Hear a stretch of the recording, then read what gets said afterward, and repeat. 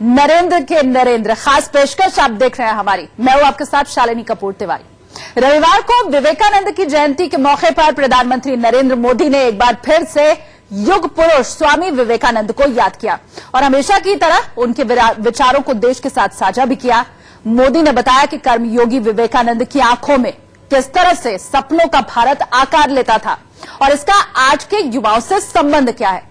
अक्सर ही प्रधानमंत्री इस तरह विवेकानंद की कहानियां सुनाते आए हैं, लेकिन हमने सोचा कि क्यों ना ऐसा हो कि आधुनिक भारत के नरेंद्र अपने आदर्श पुरुष विवेकानंद के किस्से सुनाएंगे और इसीलिए हमने अपने इस खास शो को नाम दिया नरेंद्र के नरेंद्र, क्योंकि संन्यास की राह पर चलने से पहले विवेकानंद का नाम नरेंद्र नाथ था। ऐसी दिलचस्प जानकारियां आपको अगले आधे घंटे में मिलेंगी, वो भी खुद प्रधानमंत्री नरेंद्र मोदी की जुबानी। देखिए,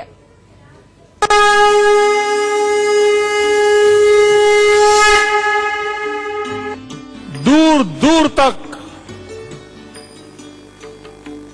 कोई आशा की किरण नहीं नजर आ रही थी।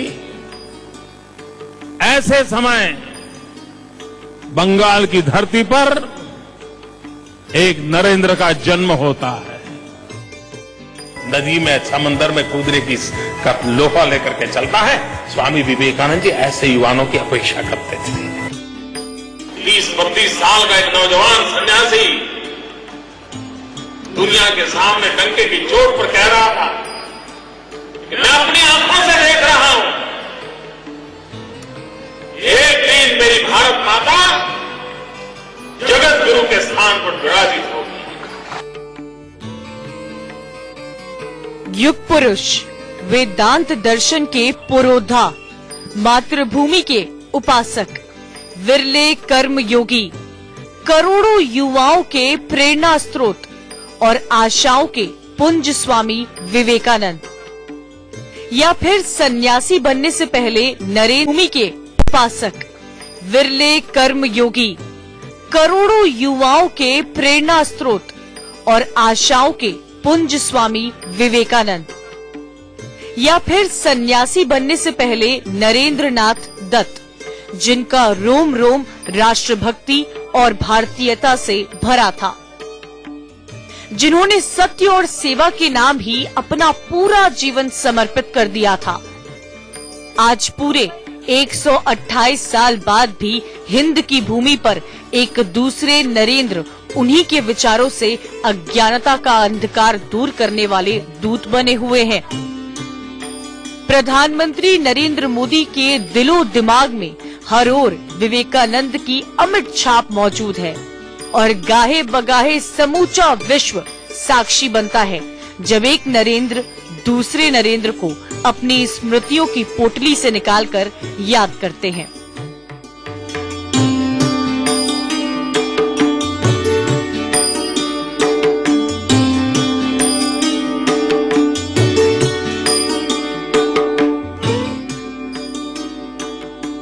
देश का सबसे प्रखर नौजवान कैसा चाहता था हिंदुस्तान, आज आपको ये सब बताएंगे उन्हीं की कहानियों और किस्सों के जरिए स्वयं प्रधानमंत्री नरेंद्र मोदी। स्वामी जी की वो बात हमें हमेशा याद रखनी होगी जब वो कहते थे, अगर मुझे 100 ऊर्जावान युवा मिल जाए तो मैं भारत को बदल दूंगा।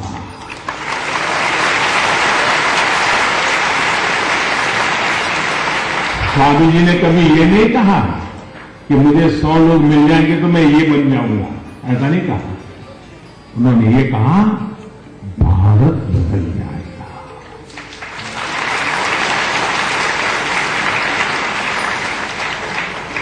यानी परिवर्तन के लिए हमारी ऊर्जा,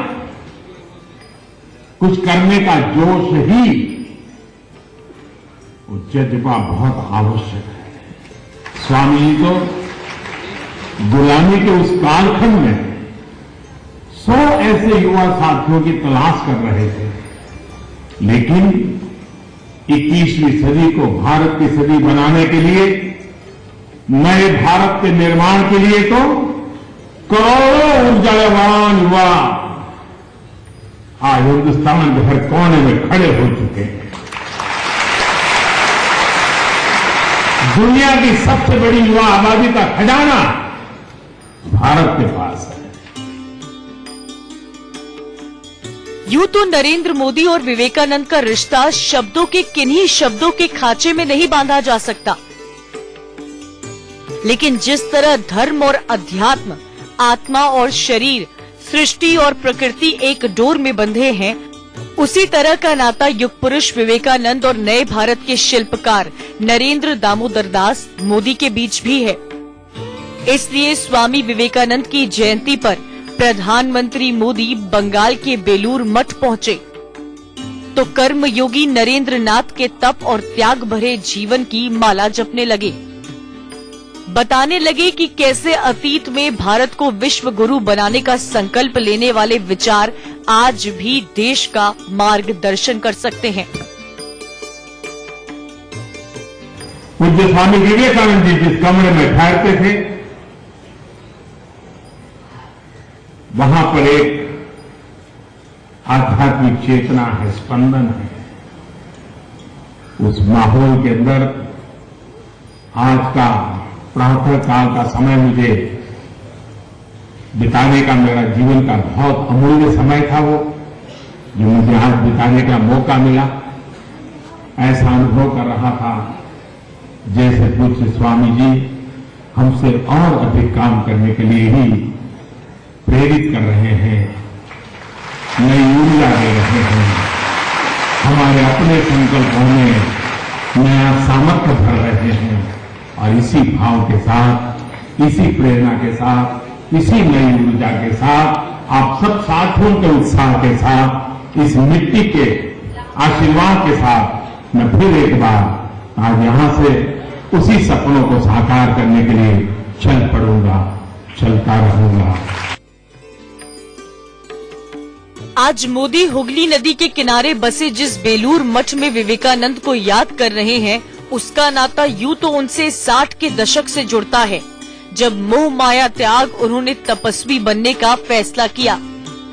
हालांकि कम उम्र के चलते स्वामी आत्मास्थानंद ने उन्हें तब ऐसा नहीं करने दिया, लेकिन इससे पहले बीत चुके कई वर्षों और आने वाले समय में भी मोदी पर इसी मठ के विचारों का असर रहा और बेलूर मठ की स्थापना भी स्वामी विवेकानंद ने ही की थी। लेकिन जब जब नरेंद्र मोदी स्वामी विवेकानंद के बारे में बात करते हैं, लगता है हमेशा से ज्यादा जानते हैं, बतौर शिष्य गुरु की तरह उन्हें मानते हैं। मोदी राष्ट्रभक्ति के लिए समर्पण की सीख भी शायद स्वामी विवेकानंद से ही लेते हैं।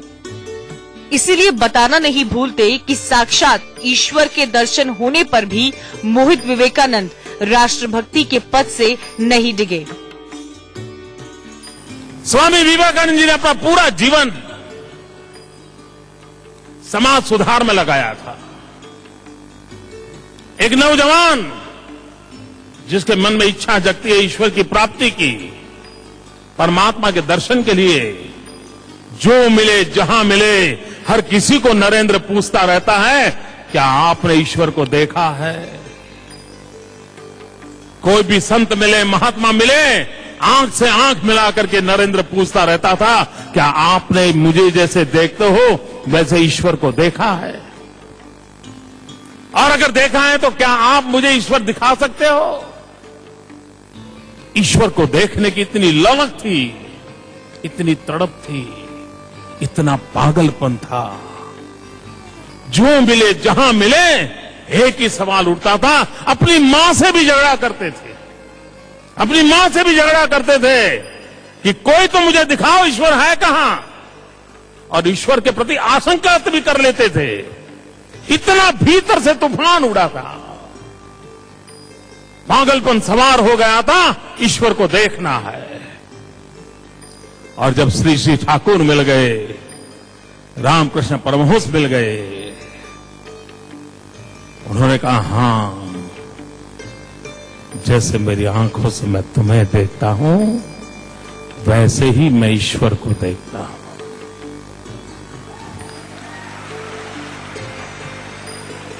और चटाक से विवेकानंद के आश्रित मन ने कह दिया, तुम जो कहते हो बाबा ठीक है, क्या मुझे दिखा सकते हो ठाकुर? विवेकानंद ने सवाल पूछ लिया और श्री श्री ठाकुर रामकृष्ण परमहंस देव जी ने जी हां बोले, मैं तुम्हें दिखा सकता हूं। मां काली को मैं तुम्हारे सामने वैसे ही दिखा सकता हूं। मित्रों, सब प्रकार की तड़प थी, सालों तक की तड़प थी। नौकरी छोड़ी, मां छोड़ी, सब कुछ छोड़ करके वे इस काम के लिए निकल पड़े थे। लेकिन जब मौका आया, ईश्वर प्राप्ति का अवसर मिल गया, काली के दर्शन हो गए, काली से बात करने का सौभाग्य प्राप्त हो गया। और उस पल ये भारत का भाग्य देखिए, जिस परमात्मा को पाने के लिए सब कुछ छोड़ा था, उस परमात्मा को भी छोड़ दिया। ये बहुत कम लोग सोच सकते मित्रों। उन्होंने कहा ठीक है, हो गए दर्शन, अब मैं राष्ट्र के लिए कुछ अपने आप को लगा दूंगा, मेरी उपासना कहीं और है। मोदी जिस किस्से का जिक्र कर रहे हैं, ये साल 1881 का साल था, जब कलकत्ता के दक्षिणेश्वर में मौजूद काली मंदिर में रामकृष्ण परमहंस और स्वामी विवेकानंद की मुलाकात हुई।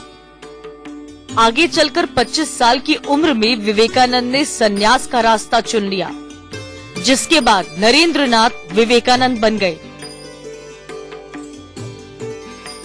स्वामी विवेकानंद आगे चलकर साल 1893 में अमेरिका के शिकागो गए। यहाँ धर्म संसद में उन्होंने जो भाषण दिया, उससे पूरे विश्व में भारत की मजबूत छवि उभरी। यहाँ विवेकानंद ने कहा था, अमेरिकी भाइयों और बहनों, आपने जिस स्नेह के साथ मेरा स्वागत किया है, उससे मेरा दिल भर आया है। मैं दुनिया की सबसे पुरानी संत परंपरा और सभी धर्मों की जननी की तरफ से धन्यवाद देता हूँ। सभी जातियों और संप्रदायों के लाखों करोड़ों हिंदुओं की तरफ से आपका आभार व्यक्त करता हूँ। मैं इस मंच पर बोलने वाले कुछ वक्ताओं का भी धन्यवाद करना चाहता हूँ, जिन्होंने ये जाहिर किया कि दुनिया में सहिष्णुता का विचार पूरब के देशों से फैला है। मुझे गर्व है कि मैं उस धर्म से हूँ जिसने दुनिया को सहिष्णुता और सार्वभौमिक स्वीकृति का पाठ पढ़ाया है। हम सिर्फ सार्वभौमिक सहिष्णुता पर ही विश्वास नहीं रखते, बल्कि हम सभी धर्मों को सच के रूप में स्वीकार करते हैं। मुझे गर्व है कि मैं उस देश से हूँ जिसने सभी धर्मों और सभी देशों के सताए गए लाखों लोगों को अपने यहाँ शरण दी। मुझे गर्व है कि हमने अपने दिल में इजराइल की वो पवित्र यादें संजो रखी हैं, जिनमें उनके धर्म स्थलों को रोमन हमलावरों ने तहस नहस कर दिया था और फिर उन्होंने दक्षिण भारत में शरण ली। हालांकि कम ही लोगों को विवेकानंद के शिकागो जाने की पूरी कहानी मालूम है। प्रधानमंत्री नरेंद्र मोदी इस ऐतिहासिक यात्रा से जुड़ा किस्सा भी बखूबी जानते हैं।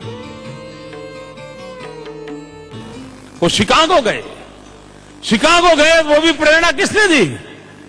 जब वो जूनागढ़ से जा रहे थे ट्रेन में, जेतपुर के पास वो उतरे, तो जेतपुर के एक स्टेशन मास्टर ने उनको कहा कि इस प्रकार की वर्ल्ड रिलीजन कॉन्फ्रेंस हो रही है, आपने उसमें जाना चाहिए। जेतपुर जैसे एक स्टेशन, रेलवे स्टेशन का एक छोटा सा मुलाजिम ये स्वामी विवेकानंद को कहता है कि आपने वहां जाना चाहिए, या किंचन सन्यासी कैसे जा सकता है? लेकिन वो गए और दुनिया को चकाचौंध कर दिया। 9/11, हम लोग 9/11 को एक कारण से जानते हैं, क्योंकि 9/11 को अमेरिका में आतंकवादियों ने हमला किया था, ट्विन टावर को तोड़ दिया था। लेकिन बहुत कम लोगों को मालूम है कि 125 साल पहले एक और 9/11 हुई थी, जो 11 सितंबर को शिकागो में स्वामी विवेकानंद जी का भाषण हुआ था और पूरे विश्व को भाईचारे से उन्होंने अपने आप में बांध दिया था।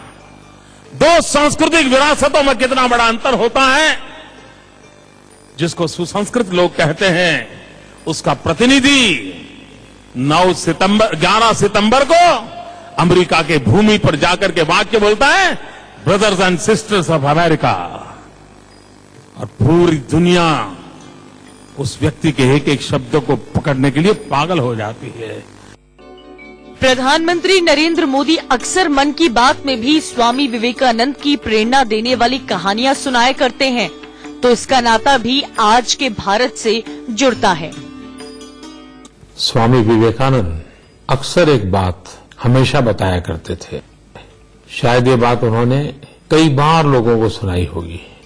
विवेकानंद जी कहते थे कि एक बार एक शेरनी अपने 2 छोटे छोटे बच्चों को लेकर के रास्ते से गुजर रही थी। दूर से उसने भेड़ का झुंड देखा तो शिकार करने का मन कर गया, तो शेरनी उस तरफ दौड़ पड़ी और उसका एक बच्चा भी उसके साथ दौड़ने लगा, लेकिन दूसरा बच्चा पिछड़ गया।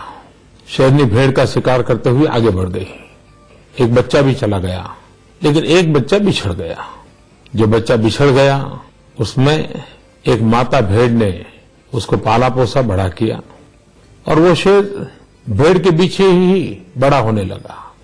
उसकी बोलचाल, आदतें सारी भेड़ जैसी हो गई। उसका हंसना, खेलना, बैठना, उठना सब भेड़ के साथ ही हो गया।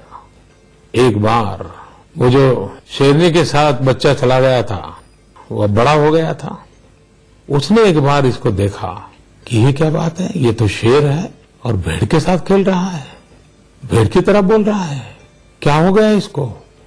तो शेर को थोड़ा अपना हम पर ही संकट आ गया, तो इसके पास गया और उसको कहने लगा, अरे तू क्या कर रहे हो, तुम तो शेर हो।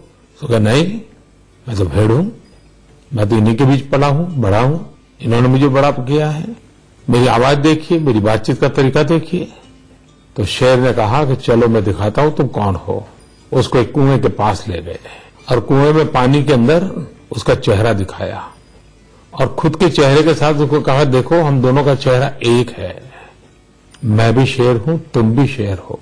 और जैसे ही उसके भीतर से आत्मसम्मान जगा, उसकी अपनी पहचान हुई, उसका चेहरा दिखाया और खुद के चेहरे के साथ उसको कहा, देखो हम दोनों का चेहरा एक है, मैं भी शेर हूं, तुम भी शेर हो। और जैसे ही उसके भीतर से आत्मसम्मान जगा, उसकी अपनी पहचान हुई, तो वो भी उस शेर की तरह भेड़ों के बीच पला हुआ शेर भी दहाड़ने लगा। उसके भीतर का सत्व जग गया। स्वामी विवेकानंद जी यही कहते थे।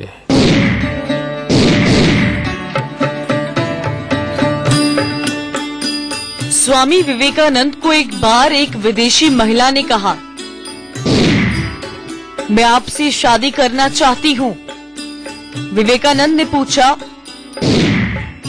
क्यों देवी, पर मैं तो ब्रह्मचारी हूँ। महिला ने जवाब दिया, क्योंकि मुझे आपके जैसा ही एक पुत्र चाहिए जो पूरी दुनिया में मेरा नाम रोशन करे, और वो केवल आपसे शादी करके ही मिल सकता है मुझे।